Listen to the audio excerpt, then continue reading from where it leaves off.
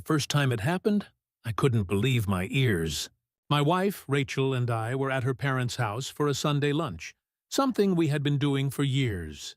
Our daughter, Lily, was 7 at the time, shy and quiet, holding herself close to my side as her grandparents passed judgment in hushed, cutting tones. Her grandmother, in a voice that should have been gentle, said, "Honestly, she's so useless. Can't even tie her shoes properly." Her grandfather nodded in agreement, adding, "She'll never amount to anything if she keeps being so clumsy and slow." I felt my chest tighten, my fingers curling into fists under the table. But what came next shocked me more than their cruelty. Rachel, my wife, leaned back in her chair and laughed. Just laughed. Like it was funny that our daughter had been publicly humiliated by her own family. I stared at her, hoping she was joking, that it was a nervous laugh, some terrible misunderstanding. But her eyes sparkled with amusement, and she didn't stop. I took Lily's hand and squeezed it, forcing a smile that I knew was hollow. I excused myself and walked outside, my anger building with every step. I couldn't believe that the woman I had trusted to protect our family could find amusement in tearing down her own child. That day planted a seed in my mind, a quiet thought that grew darker and heavier with time. If Rachel could laugh at our daughter's pain, what else was she capable of? I didn't know the full answer until months later. It began with small things, her sneaky texts, the phone always in her hand, whispered conversations that stopped when I entered the room. At first, I told myself I was being paranoid. After all, we had been married for over a decade.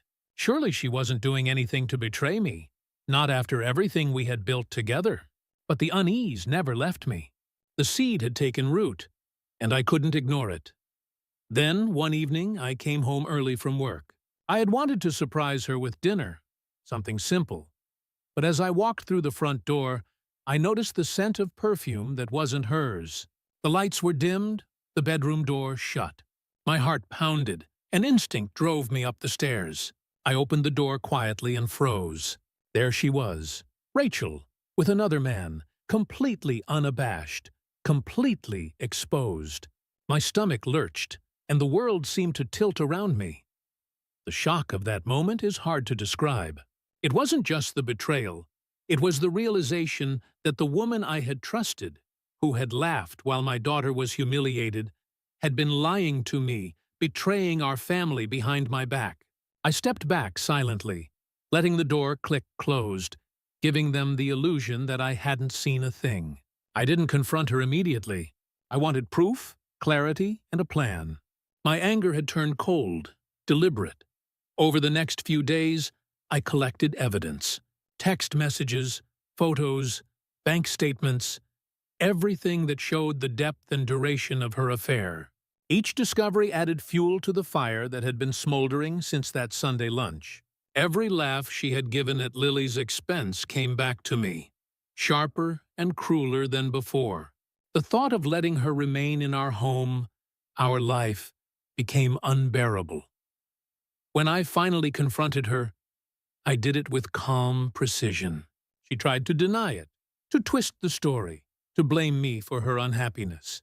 But I had the evidence laid out before her. Digital proof, receipts, even her own confessions in texts to her lover. The woman who had laughed at our daughter now stammered and stuttered, realizing her control had slipped. "I can't believe you," I said, my voice steady but cutting. "Not only have you been cheating, but you've shown me exactly who you are. You laughed when my daughter was humiliated, and now you've destroyed the trust I placed in you." She tried to reach for my hand, to plead, to explain. I withdrew. "No explanations," I said. "No apologies can undo this. You are leaving. Pack your things and go. Now." Her face contorted with disbelief, outrage, and panic. "You can't just throw me out," she yelled, tears streaming. "What about us? The kids? The house?" I shook my head. "You betrayed all of it. I've protected the kids. You'll see them on a schedule determined by what's best for them, not by your whims. But as for me, our marriage, our home, Those are mine to protect from people who would destroy them. She screamed, called me names, tried to bargain, even threatened to take me to court. I didn't flinch. The law and my careful documentation were on my side. I had proof, and I had the moral clarity that comes from knowing you've done everything to protect what's right. She could throw accusations, but they had no weight. My resolve was absolute. In the weeks that followed, she left the house, bag in hand, moving in with her lover. The initial storm of emotions, anger, betrayal, grief, gave way to a deliberate process of rebuilding. I focused on Lily and our other children, protecting them from the chaos she had created. Therapy sessions, honest conversations, and steady routines became our armor. I refused to let their mother's actions define their perception of love, respect, and trust. Rachel tried to manipulate the situation from afar, sending messages, attempting to guilt me, and portraying herself as the victim. I responded only with calm and boundaries. I let the facts speak for themselves. The affair, the laughter at Lily's expense, the betrayal. I didn't need to argue. The truth was indisputable. Through the process, I realized the depth of what had been lost, but also the strength I had gained. I had been tested in ways I never imagined. The woman I had trusted with my life had laughed at my child and betrayed me. Yet, by standing firm, I preserved what truly mattered: my dignity, my children, and the moral foundation of our family. Months later, life regained a semblance of normalcy. The house was quiet but safe. My children thrived, surrounded by love and stability, free from the toxicity that had once invaded our home. Rachel faded from our daily lives, a reminder of the consequences of betrayal and cruelty. She attempted contact, but I maintained the boundaries necessary to protect my family. Looking back, the memory of that Sunday lunch remains vivid.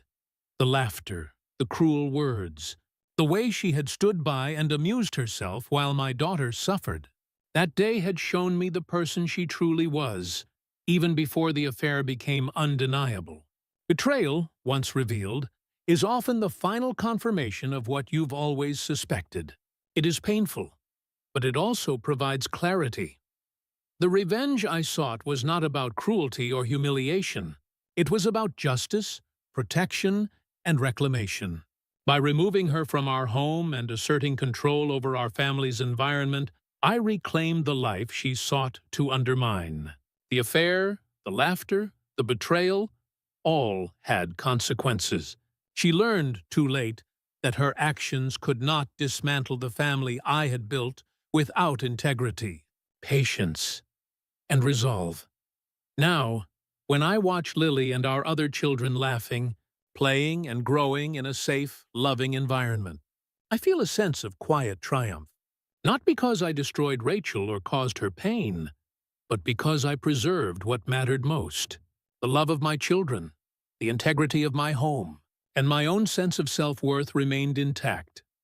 Betrayal is a force that can shake the foundations of a family, but it cannot prevail when met with courage, clarity, and decisive action. Rachel thought she could hurt me, manipulate our children, and retain control over the life she had once shared with me. She miscalculated.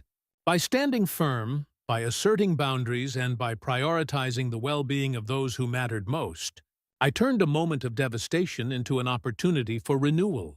In the end, the woman who laughed at my daughter and cheated on me was removed from our lives.